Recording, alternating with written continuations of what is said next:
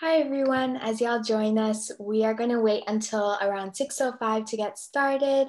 But thank you for joining us this evening. We're so excited to have you and our panelists as well. So if y'all can just hang out. And just some Zoom etiquette, I guess, is there will be a live chat function that you guys can use to submit anonymous questions. So feel free to put in those questions as we're talking or during the live Q&A portion of today's event. We also have the ability to raise your hand. So if you want to raise your hand and ask the question, we can unmute you and you are welcome to speak the question out loud, I guess. And anything else that I want to cover. This event is recorded, so just so y'all are aware, and you guys can access this at a later time as well. Yeah, that's it for me.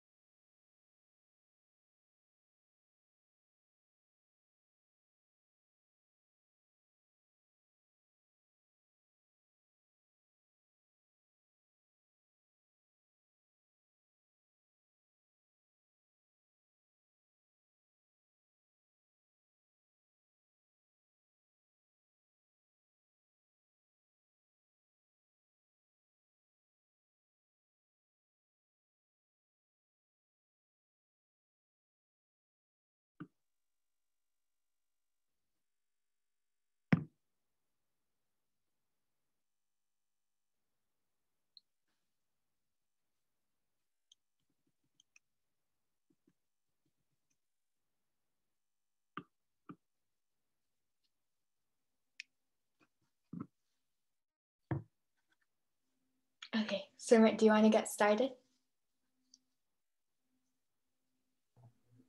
Okay, hello everyone. Welcome to our panel presented by ASCCI Legal Resources and Education Network. I'm an intern. My name is Simran, and I will be co-hosting the event tonight, joined by my commissioner. If you want to introduce yourself a little bit. Hi everyone, my name is Cyntharia. I am the current commissioner for the Legal Resources and Education Network, and we are so excited to have you here today evening. So we can go ahead and get started. Okay, so just to quickly go over the agenda for the panel. First of all, welcome everyone. Thank you for joining us, and thank you to our panelists for coming as well. So we're hoping to do introductions for about 5 minutes, and then we'll move into structured questions for about 35 to 40 minutes, which were questions that we had prepared beforehand for the panelists. And then for the remaining about 20 minutes, we'll be answering questions that you guys can send in through the Q&A.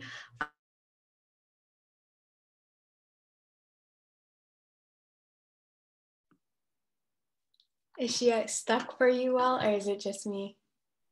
Yeah, she's frozen for me as well. Okay, no worries. I will carry on.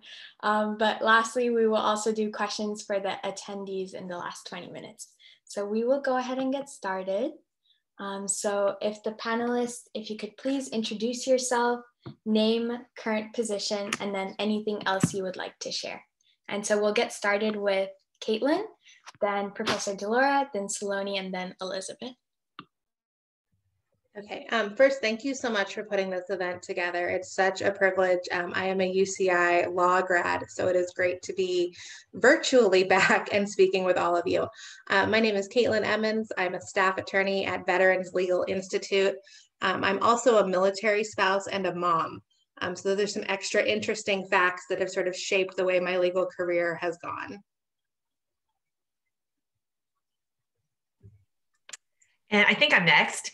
Hi, I am Delora Hughes. I am currently the Director of Externships and a professor at UCI Law School. I am a Duke Law grad, and we'll talk more about this later.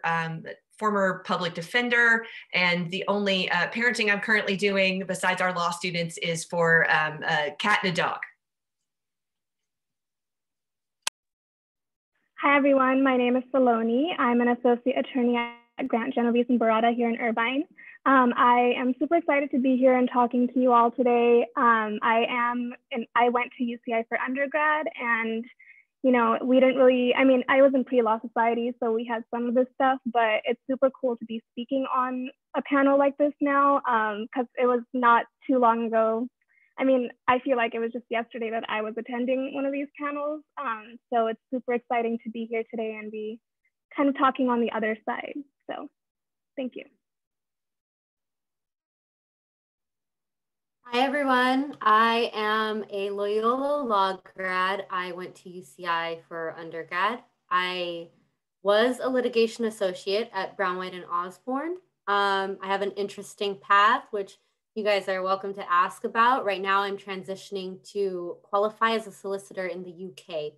So it's a new world, and I'm still learning about it as well, but I'm happy to share both that interest and my litigation side.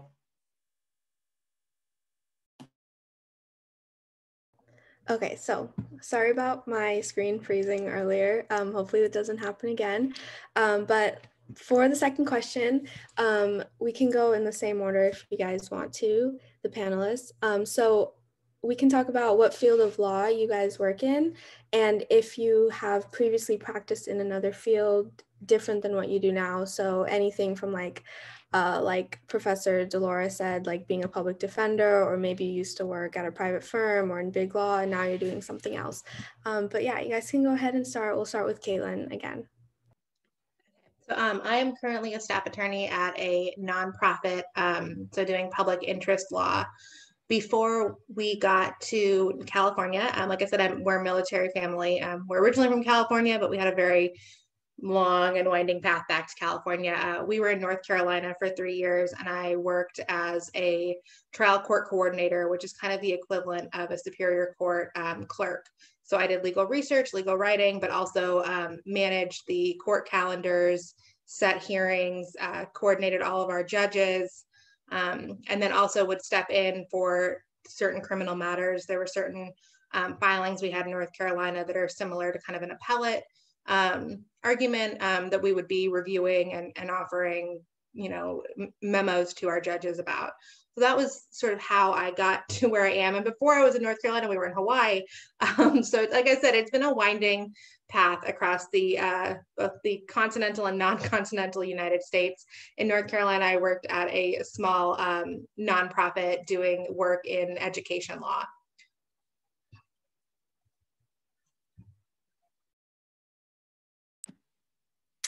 So hi, I'm Delora again. And so I think the downside, I was trying to do the math on all the different things as Caitlin was talking. I'm like, oh, math is bad for being one of the older people here. So I'll just not add years to things and say that immediately post law school, I did a judicial clerkship for a judge down in Texas, for a federal district court judge. Pre-law school, I had no legal experience whatsoever other than a small amount of time working for a solo practitioner during college. Which basically was her and I sitting on the floor trying to figure out what the statute said and counting days. So that was my legal experience before law school. So judicial clerk. And then I began working for legal aid in South Texas. And then my travels took me to Northern California to work for a legal aid organization. And my particular part of the agency specialized in representing people with AIDS and HIV. in order to gain more. I wanted trial experience in order to help those folks better. So I traveled to Southern California and became a public defender, where I worked at OC, and my particular specialty, and still what I consider to be my primary specialty, is working with kids, is representing juveniles, particularly kids alleged to be in gangs. I started my teaching career from there, and I'm going to sound a lot like Caitlin on the military front, but academia works the same way. So I went from Southern California to a visiting professorship in a health law clinic at Case Western in Ohio, to a position teaching criminal law and doing a criminal justice clinic, including a prosecutorial clinic in Fayetteville, Arkansas, to run a clinical program across a number of areas: patent law, immigration, business, criminal justice, and externships in Detroit, Michigan. And then from there, I ended up here at UCI, where, as I said before, I'm the director of externships. So I run our experiential learning component that is externships. And then I also help teach a leadership class, a grad tax externship course. And I'm sure by the end of this talk, they will have added 5 or 6 other things for me to do, because that's just how it works. So winding road, just like Caitlin as well. Wow, so my answer is not going to sound as impressive following Professor Hughes, but right now I work in insurance defense litigation.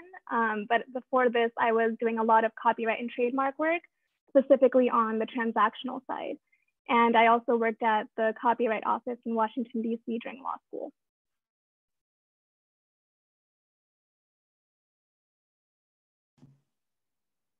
Yeah, similar to Saloni, I will not have that impressive record that Caitlin and Professor Hughes has, but going on my 3rd year as a lawyer, I mainly worked on litigation matters. And so everything that I did at my firm ranged from civil to criminal, a little bit of commercial disputes, some white collar, constitutional violations, property disputes.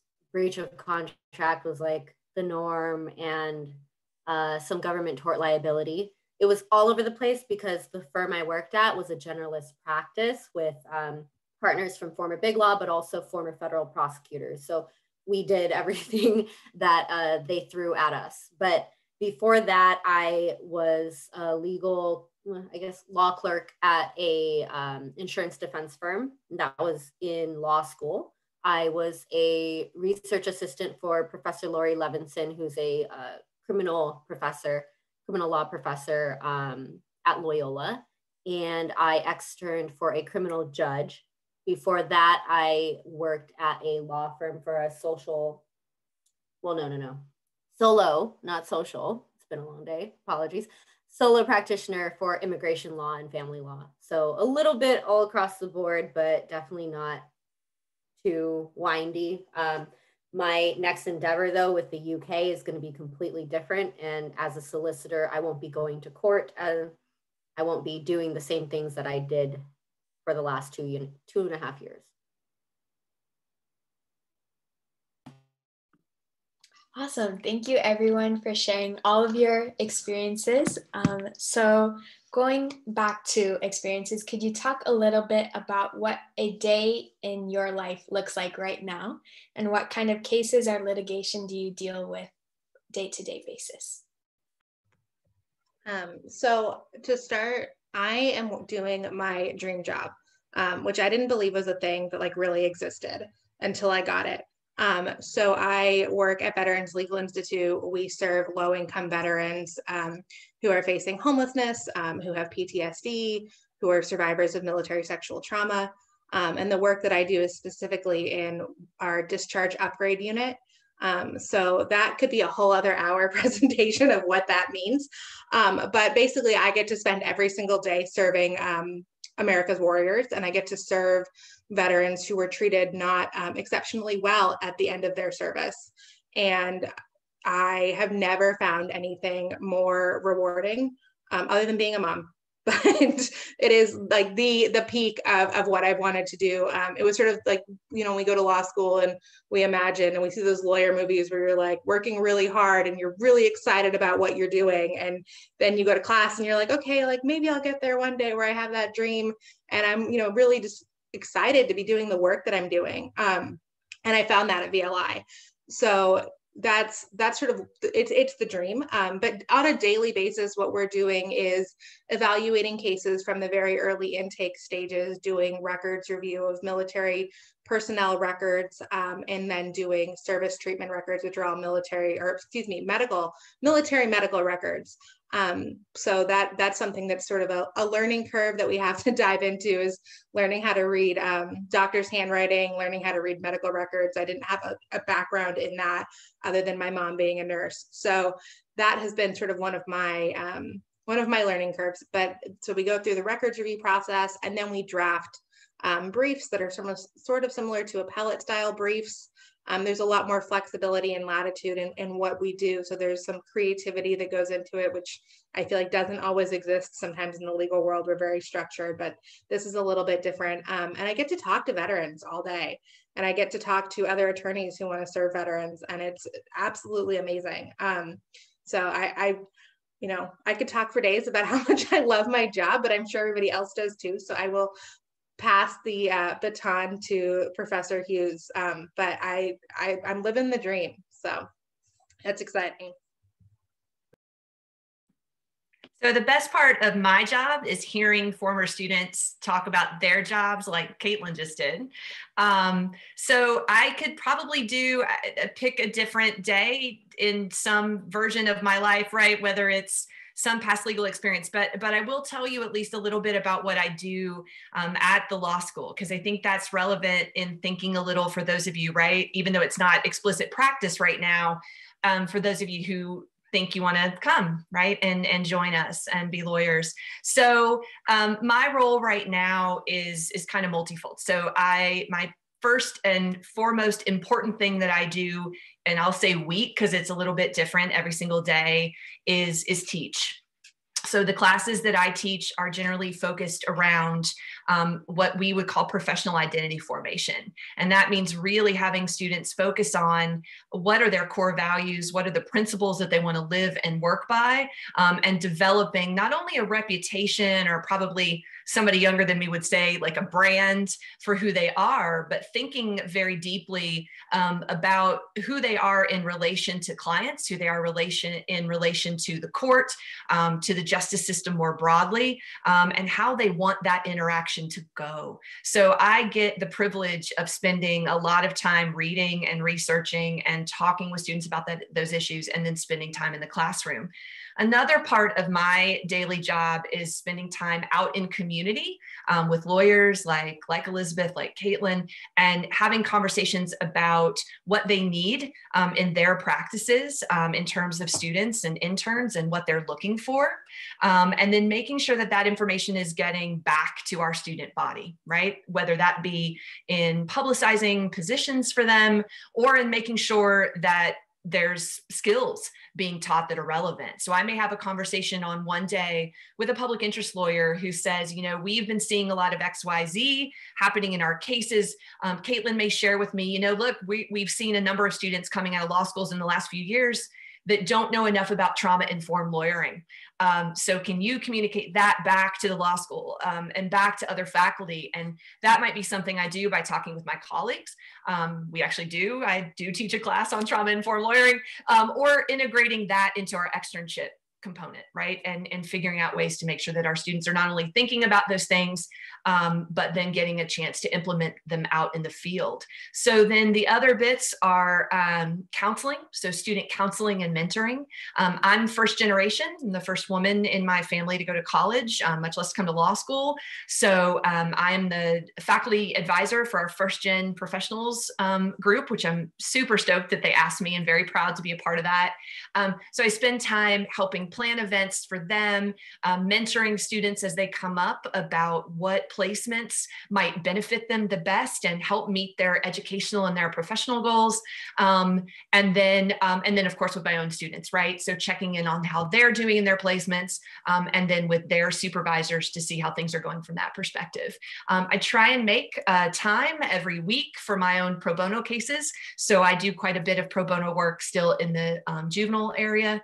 And so keeping that going. But if there are folks interested in the other aspects of the practice that I've had in the past, I'm happy always to chat about those. But I want to leave time for everybody else. So I'll turn it over to the next speaker to do their day in the life. So I'm a first year associate, and part of that is also learning what a case looks like from beginning to end. So I'm still kind of in the process of that, and my day-to-day really varies, but for the most part I'm doing a lot of legal research and discovery and preparation for trial. And I think one thing to also note is that the day-to-day of a litigation associate is very different from the day-to-day of a transactional associate. And there's like so many different things that you can do in the law, and I think a lot of you are like figuring that out, even like based on the diversity of panelists today. And so it really helps to talk to a lot of different lawyers on, or a lot of people who have like gone to law school or did something different with their career, just to kind of figure out what your niche could be and what you might be interested in. In terms of the cases that I'm working on, the good thing about insurance defense, and I guess specifically the firm that I work at, is we get a lot of different subject matter cases. So right now I'm working on trademark, copyright, breach of contract, premises liability, real estate. So there's really a large variety. And I think when you go into general lit, and I think Elizabeth can speak to this as well, you do get a lot of like different types of cases. So that keeps things interesting. I definitely second that. I'll speak on my litigation experience. I mean, if you guys want to know what the studying is like, you can ask me, but I won't bore you on the bar prep right now. So what I did before when I was at Brown, White, and Osborne, it varied a lot. Like Saloni, it was a broad generalist litigation practice.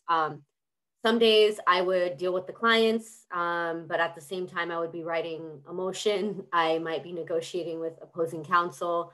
I would run, I'm going to back it up because it does depend on what kind of firm you go to. So the area of law, whether you're a litigator or a transactional lawyer or in-house, and then depending on how big the law firm is and the type of law you come across, you're going to have a very different day from the next attorney.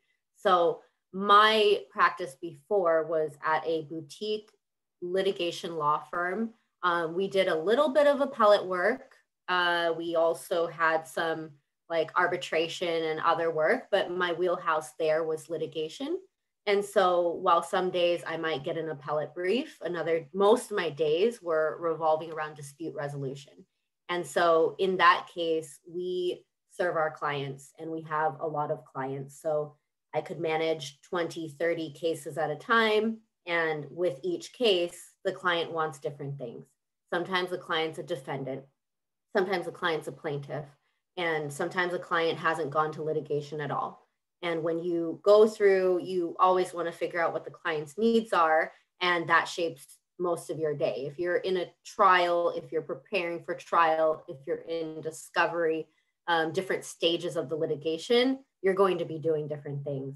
And normally at a smaller firm, you're probably going to have a lot of hands-on experience. You're probably going to have to hit the ground running.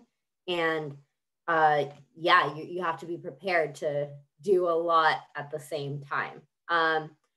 Legal research and writing, always.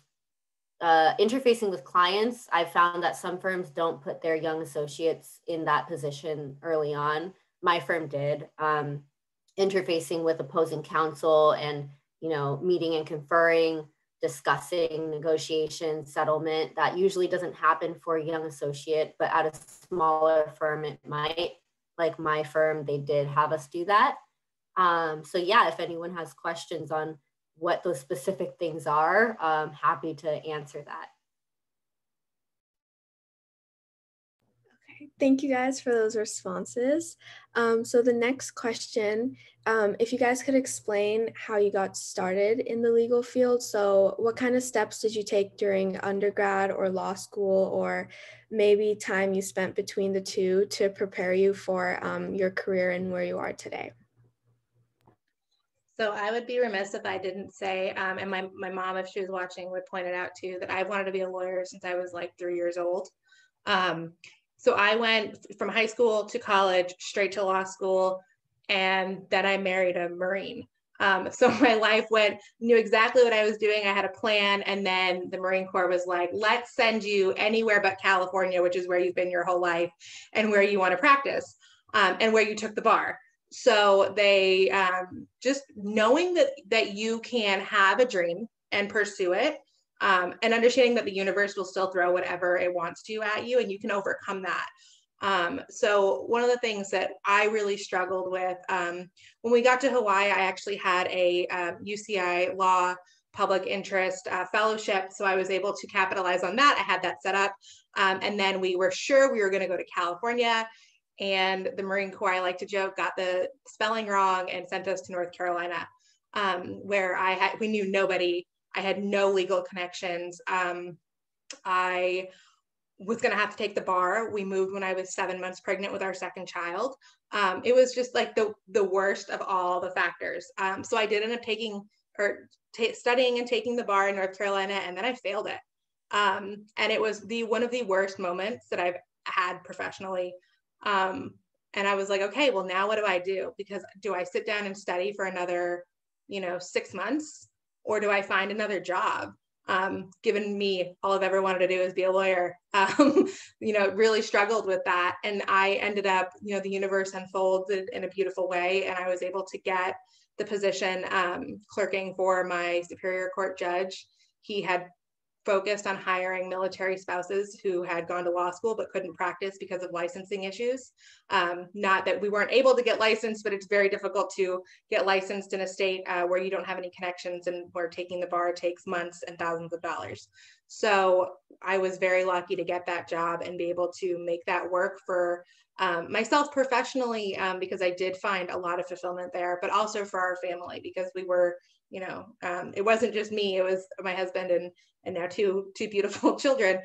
So that was, like I said, and I start that with I knew I always wanted to be a lawyer, and it took me a long time to get to the point that I'm at now, where I get to do what I thought I wanted to do. But in that interim time, I mean, there were some times where it wasn't great and it was kind of miserable. But when I look back on it as a whole, even if it wasn't exactly what I thought I wanted to do or thought I would be doing, it was fulfilling.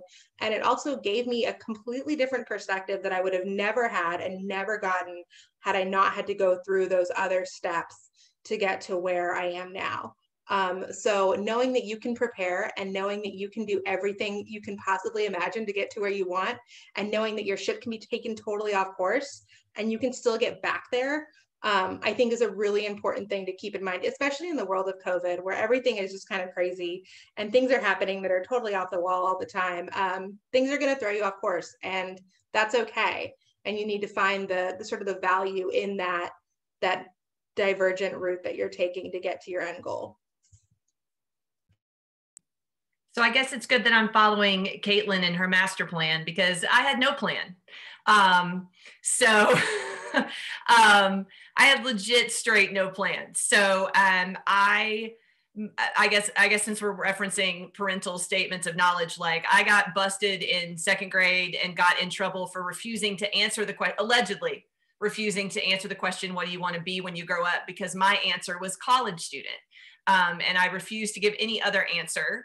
And so my dad had to come pick me up and have a talk with Mrs. Penny, who, this is why I still know her name.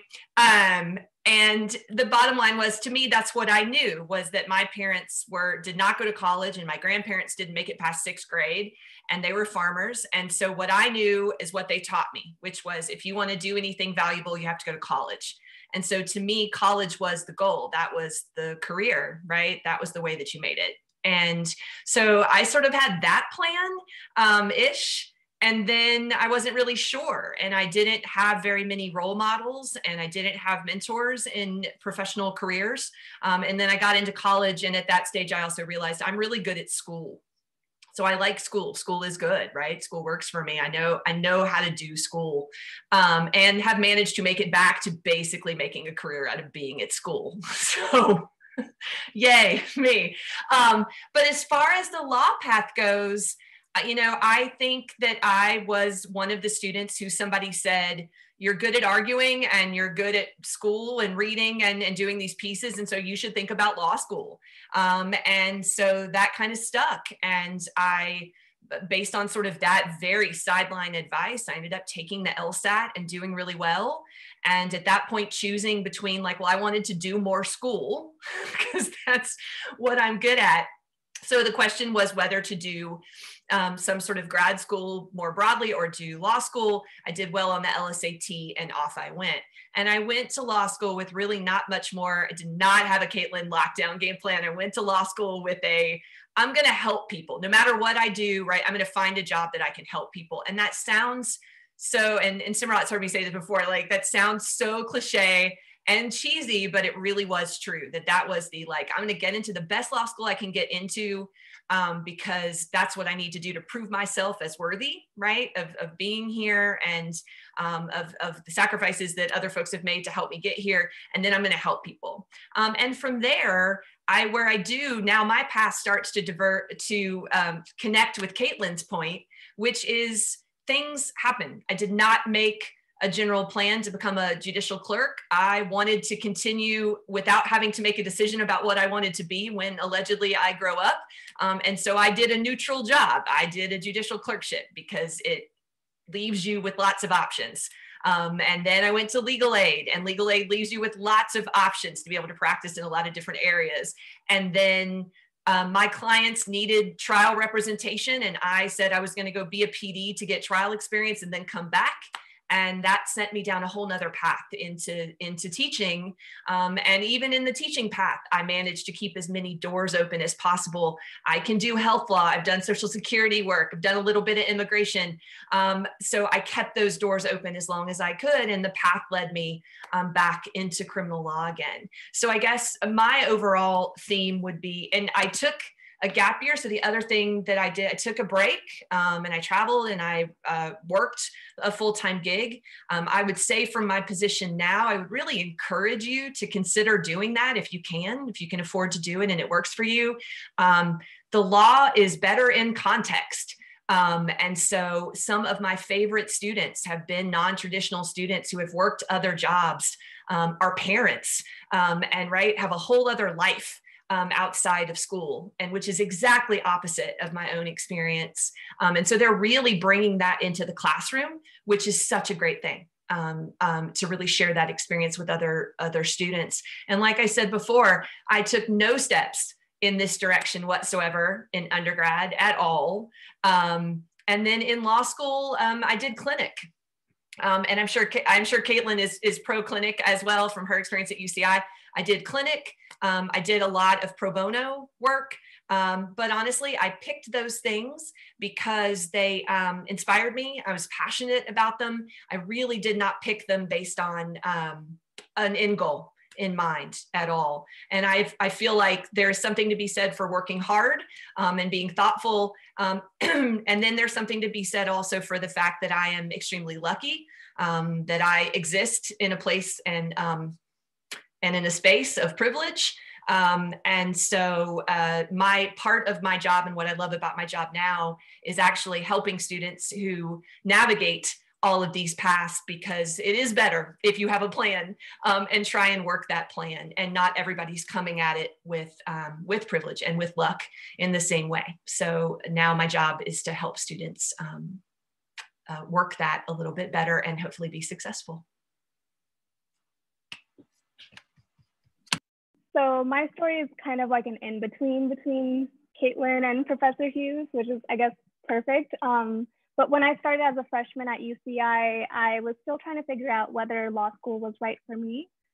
So my journey was all about exposing myself to as many opportunities as I could to learn about the legal field. And that looked like taking pre-law classes. UCI, when I went, offered a lot of like pre-law classes, like intro to law, intro to legal writing. I also joined Pre-Law Society that hosted a lot of events like these where you get to hear from real lawyers or law students about their experience. And then I think the thing that helped me the most was finding internships and jobs at law firms. And there's actually a lot of law firms in Irvine or around Irvine that hire undergrads as legal assistants. And I think actually going into a law firm and seeing how it operates gave me the best idea of what being a lawyer would be like. And I didn't take a gap year because, you know, having done all of that stuff, I was like pretty sure by like senior year that I wanted to go to law school. But, you know, Professor Hughes talked a little bit about this, but it's really, you know, the practical experience that makes a big difference in you figuring out like what you want to do and where your interest is, where your passion is. During law school, I did a lot of clinics and externships, and I think that was honestly the most fulfilling learning experience all throughout law school. It wasn't sitting in class, it was actually, you know, going out and helping clients or working on real cases. So to the extent that, you know, all of you can expose yourself to that, and it's never too early. Like in undergrad is when I started looking for internships at law firms.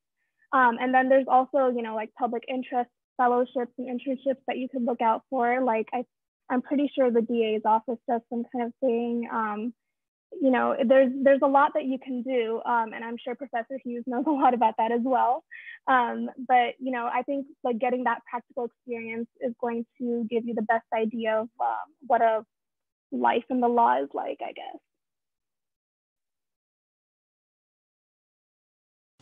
Yeah, I guess mine is a lot like the middle sweet spot between Caitlin and Professor Hughes as well. I did not have a plan. I wasn't sure what I wanted to do.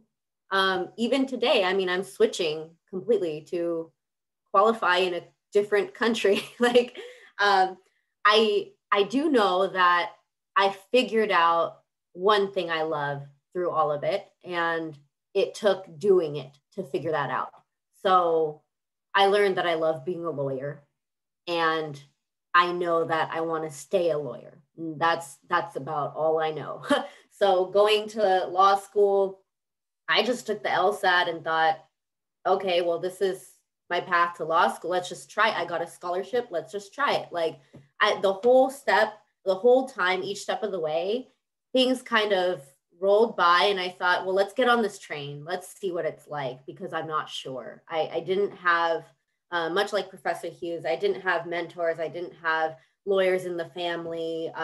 My parents immigrated here as refugees from Vietnam. So I had very limited knowledge of the professional world. And I happened upon UCI, I happened upon law school, and I was very lucky in that sense that I was able to get the scholarships that I got. And had I not, I don't know what I would have done. It's hard to say in retrospect and in hindsight, but I did take whatever opportunity came my way. And starting at UCI, I did dabble in some crim classes. I did join PAD. I did little things here and there, but at the same time, I also danced at UCI. I don't know if you guys know of that team, Kaba Modern, but like that's why I went to UCI. It wasn't because of law, pre-law, or criminology, which was my major. It was because they were at that school, and I eventually became executive director. And then I realized, you know, this is a hobby, this is my passion, but what am I going to do in life? Like it's for one period, one chapter. So I thought, let's just take the LSAT, and then got into law school. That's when everything changed. Law school was the experience, the actual doing, that made me realize I love this. I love what they do. I love the impact that lawyers can make. And my professors were amazing. They cared so much about social justice. They cared about their students. So I felt like there was a purpose. For once in my life, I had a purpose. And so much like Saloni, I started dabbling in all the different things they had. I volunteered for the young lawyers, and like watched as students in high school gained mock trial experience and mentored them. I did Scott Moot Court so that I could get experience with appellate work and oral argument to see if I liked that. I did law review. I wanted to see if I was more on the academic side. There were so many things that the school offered, and I tried the Civ Lit practicum, which ultimately led me to litigation. So trying so many different things, I think it's kind of good. And if you have the time to try earlier, like even before law school, do it, because I think the sooner you have direction, the more of a leg up you can get. It's very competitive. This field is competitive. All these positions are competitive. And I do see an advantage to having that plan if you know.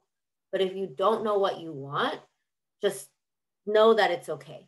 You can be flexible. You're learning. You're still figuring out the world. And as you can see with all of our careers, things change and we hop from train to train. I think only you at the end of the day will know what's right. But in terms of preparation, you can always pick all of these lawyers' brains and figure out what worked for them. Take bits and pieces and figure out what works best for you. Thank you guys so much. That was really helpful. So now we're going to open it up to the Q&A portion from our attendees, and we already have a few questions. So the first one, and for these, if you all don't want to answer all of them, you don't have to. If you feel it really applies to you, or like it's something that you think you have like a really great answer or something to, then you can go ahead. But so the first question we have is, what are 2 to 3 skills effective lawyers build, and how do you see these skills helping you in your day-to-day life? So since Professor Hughes actually teaches trauma-informed lawyering, I will defer to her, but I would just say the ability to talk with people and to be empathetic to their situation, that's going to get you through some of the absolute hardest moments in law school and some of the absolute hardest moments in terms of client representation, to sort of put yourself back in a person's shoes. But just going through the process of being comfortable, talking with people, talking through some of their, depending on what kind of lawyering you're doing, you may not have to do this so much, but being able to be a listening ear and let them sort of guide the conversation, but to help them get there in a respectful way. And now I will hand it off to Professor Hughes, who probably can say that infinitely better than I did. Oh, I think that was fabulous. I'm actually going to post a link really quick in our chat to a survey from a place called it's called IALS, and they did a Foundations for Practice survey, and it measured lawyering competencies.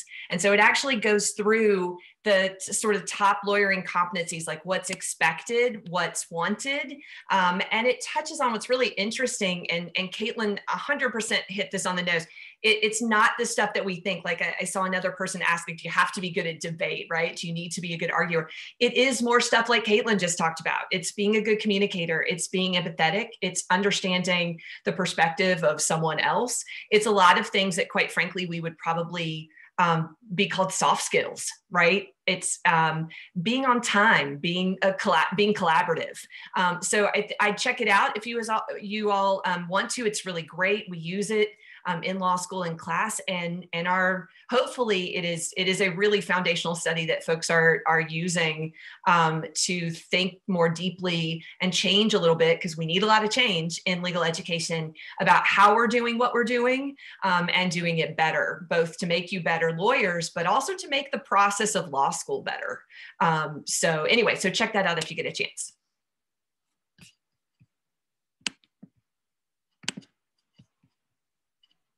I would just reiterate what Caitlin and Professor Hughes said. I'd also add, it's important to be very organized. I think like starting from 1L year of law school, going through your entire career, you're gonna, be handling a lot of work and balancing a lot of work at the same time. So it's super important to be organized and detail oriented. And I think those are, things that you generally hear about lawyers. But I think the empathetic part is something that's very, undervalued or at least not talked about enough. I think client interaction is one of the most crucial parts of being a lawyer, whether you're on the transactional side, litigation side, whatever have you. You need to be able to connect with people, and you need to be able to present yourself as very trusting. Your client needs to trust you, and that's one of the most important things about being a lawyer that I don't think is talked about enough.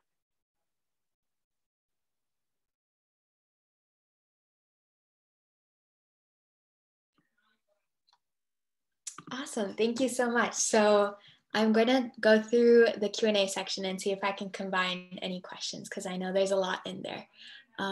But one of the questions was, what are some tips that you would give to your younger self to get through law school, and what traits helped you be a successful person in law school? And then what was life like post-grad in terms of graduating law school, getting a job? What kind of things helped you transition out of that academic setting? So I talked a lot about the post-law school part of my life earlier, when I probably should have actually talked more about what law school was like. I would second everybody else who says, get that experiential learning. Law school is hard. I mean, I wouldn't sugarcoat it. It's a lot of work. And sometimes it can be in things that you have zero interest in ever doing ever again. Civil procedure, for example, for me. But when you find those passions and you are able to, for me, I did the domestic violence clinic. Professor Hughes was right. I loved my clinic. She read me like a book, and I did the domestic violence clinic, and I absolutely loved it. And I loved being able to work with clients and talk with people and have real life impact. You were able to take the education piece, and put it into the real world. And I think that is one of the most beneficial things that you can do. And you can get that through clinics, you can get that through externships, you can get that through your summer law clerk programs or through your summer internships. Veterans Legal Institute does hire, we do have law clerks, we do have undergrad law clerks, and volunteers that we have all year long, and we have a very robust summer program. And we really do focus in those programs on getting our students who want to be working directly with clients and to really hone their passions and their skills. So that's one way to do it. But I just wanted to go back to that, because I don't think I talked about it enough, just the value of getting out there and really trying things, and not just reading about them. So prioritizing that clinic experience, that experiential learning. Yeah, and I'll throw out too, don't go it alone. So find friends, colleagues, groups of folks to help study with, to outline with. This does not have to be a mountain that you climb by yourself. And you will learn more, you will learn better, you will be more challenged by finding other folks to run things by, check things off, and also so that you recognize that whatever struggles you're having about, this is hard, this is an uphill climb, you're not by yourself, right? Other people are struggling with those same things, and those same kinds of challenges. I think if I had to go back, and that's for pretty much anything, but certainly for law school, I think if I had to go back and just tell my younger self one thing, it would be what Elizabeth and I both mentioned, which is I wish I knew earlier how important and valuable finding good mentors can be.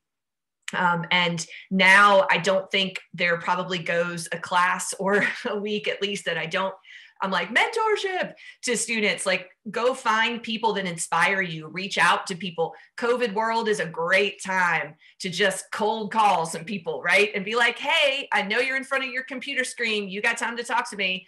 I would really just encourage you to do that. And I don't know that I would say that it's a regret, but I think there were lots of things that took me longer and still take me longer to get to, because I really didn't have that guidance going along. And just so we're clear, that's particularly important, I think, especially if you're first gen, but that's really everybody. I don't care if you've got 19 generations of lawyers in your family, it is still worth going to find good mentorship in whatever arena you feel like you need it or want it.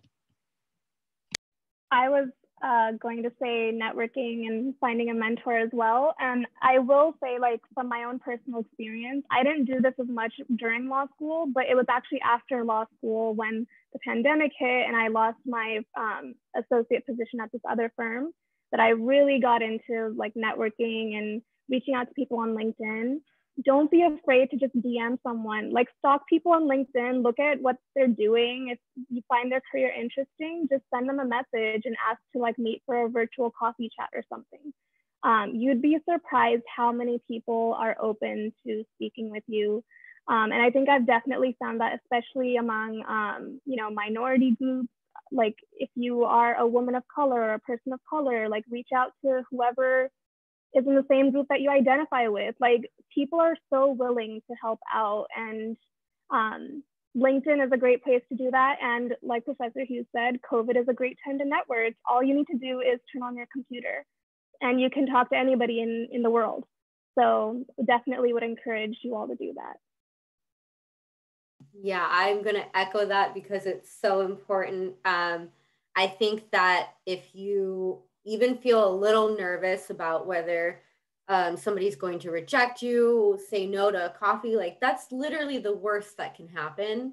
And out of all the people you message, somebody's going to bite. Like, one thing that I wish I did more during law school was like build deeper connections with the resources that were available, the amazing professors that were there. I was lucky enough to have really close relationships with 3 professors, and they have been life-changing. They've been mentors even past my academic career. As a lawyer, we still stay in touch. I bounce ideas off of them, and they're just amazing people. These are like incredible human beings, and they are at your school.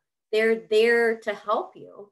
And I think that I wish that I took advantage of that more. I also wish I tried more. I know I listed a bunch of things that I tried, but this is the one time when you're in school that you can make a ton of mistakes and everyone's going to forgive you for it because you're a student. Like, that would have been the perfect time to try everything. And I really wish that I did. But yeah, I think that the best advice that I could give for life, I guess, law or any career, is finding mentors and reaching out and valuing your network. It's not just a number. If you treat your network like actual relationships, it will surprise you what comes of it later. I didn't expect to get my job at my last law firm from the managing partner. He just handed it to me because I networked with him first year of law school. And somehow each thing that comes my way is from a past network. I can't emphasize that importance enough. But yeah, try a lot of things, network with people, find mentors, and ask a lot of questions. Okay, thank you guys again for those amazing responses. We have a few more questions. So I think one that would be really great to answer. So how were you able to deal with imposter syndrome in law school? And then later as you practiced law? And then there's also a pretty specific question that is, how does one become a clerk for a judge during or after law school? If we have time to get to the rest as well, but yeah, go ahead. I saw Professor Hughes typing an answer to those questions, so I feel like I should defer to her. But just in terms of clerking, most law schools do have a program where they help facilitate you into clerkships. The type of clerking that I did was not a traditional clerking route. It was not for an appellate judge. It was very different, and yet also sort of mimicked those programs, but it wasn't formal in the sense that a lot of law schools have formal clerkship programs. And with that, I will hand it to her if she wants to answer it instead of having to type her answer, or do both. I know I was trying to get into the typing and I'm like, oh, we're going to run out of time. And then I ran out of time. So to the clerkship question, Caitlin is absolutely right. Most law schools run programs to help students navigate the application process for post-grad clerkships, judicial clerkships. And there is a specific system called OSCAR that allows you, that judges are able to use to post opportunities, and then students are able to apply, and it's this whole thing. And you will learn all about that in due time. And it's nothing you can prep for, worry about, or do anything about now. And it would begin in your second year of law school. So nothing to worry about. As far as as the clerking during law school goes, you can intern or extern for courts during the semester and usually during the summer. Those positions are available from everywhere from superior court level all the way up to the top courts in California and in each state. Supreme Court does not do internships or externships. They just do post-grad clerkships if you're aiming super high. And again, there's not too much you can do before law school to get those. Those are going to be things that start after the end of your first year. And people like me are going to annoy you with information about them once you get to law school. And then you're going to forget all about it that we've told you. And then we're going to have to tell you again. So there's no point in doing too much tons of detail now about it to say, other than to say, +1 for experiential learning. You've heard every single person on this panel talk about something that they did before that they tried. And I love Elizabeth's point. Please just go try things. And if clerking or externing for a judge is one of those, do it.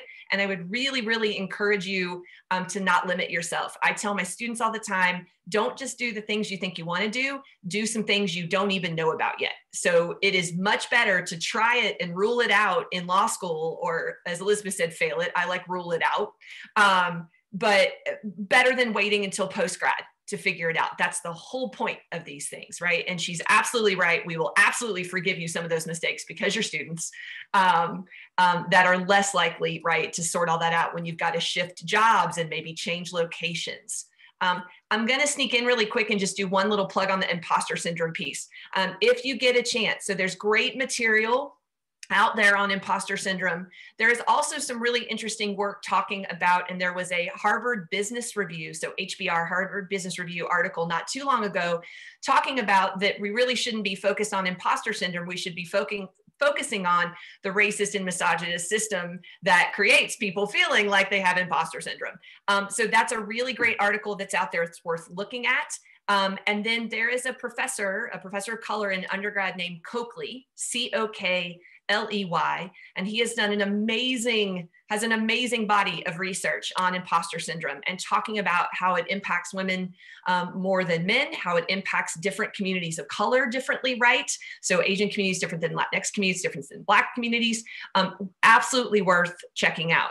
What I would just encourage you to do is a couple of things. If you read about this stuff, make sure you also read about ways to combat and work on it, right? And some of those ways are going to be in making sure that you are doing some self-care and reminding yourself that you absolutely earn the right to be wherever you are, and that there is absolutely nobody that is doing it any different or better or anything else, that you have something individual and magical and wonderful to bring that nobody has brought before you. I think what Elizabeth, what Saloni, what Caitlin and I have all said about mentorship is really important. That's what those people are going to do, right? They're going to help validate and help you navigate and move through. And so also the big thing I think is important, and this is important for those of us who practice criminal law, is you are not going to be identified by the worst thing that you ever did. That is not the full makeup of who you are. So whether that's a crime, whether that's your first year grades, whether that's some other grand mistake that you make, that is not the whole of who you are, your identity. That you are much more than that. And so I can send over to the planners some lists. We teach a couple of classes on dealing with imposter syndrome and celebrating your successes. So I'm happy to share some of those resources if those would be helpful. I also, like, real quick, just want to say the imposter syndrome question kind of hit home for me. Obviously, like, you know, we all go through it. I don't think anybody's immune to it, but obviously, like, being a woman of color, you do tend to feel it more. To the extent that anybody wants to talk about that, feel free to contact me on LinkedIn, and then we can connect and, you know, talk about it, or talk about law school or whatever we talked about on this panel today. But yeah, I'm happy to have one-on-one conversations about this, because I think this is a subject that's very near and dear to my heart. Same. I also left my email there for anyone. As a woman of color, and for a period of time, the only woman lawyer at the law firm that I was at, definitely that speaks to me as an issue. So I'm happy to talk to anybody about that.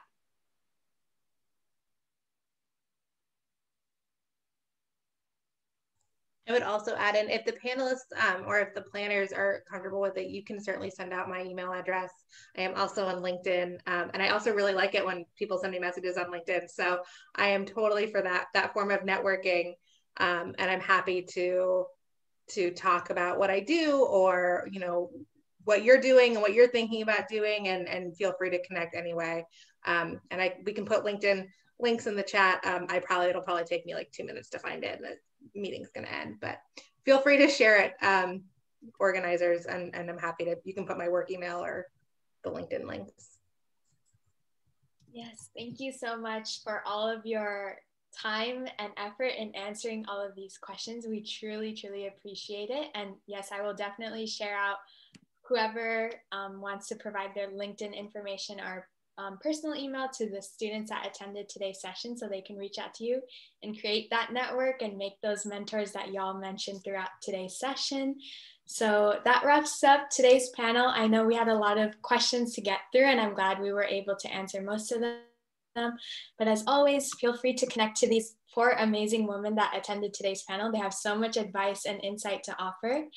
And obviously, feel free to connect to the commission as well. I put the website and contact info for our commission, and we're here to support you throughout your journey, whether that be law school, whether you need legal support or advice, we are here to support you. So yeah, that concludes today's presentation. Thank you all for attending, and have a good evening. Thank you, guys. Thank you so much. Thank you. Thanks, guys. Bye. Thank you.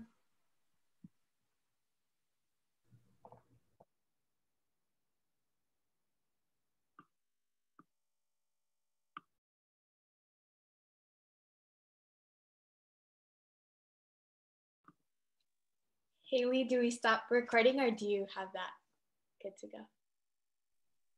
I can stop recording now.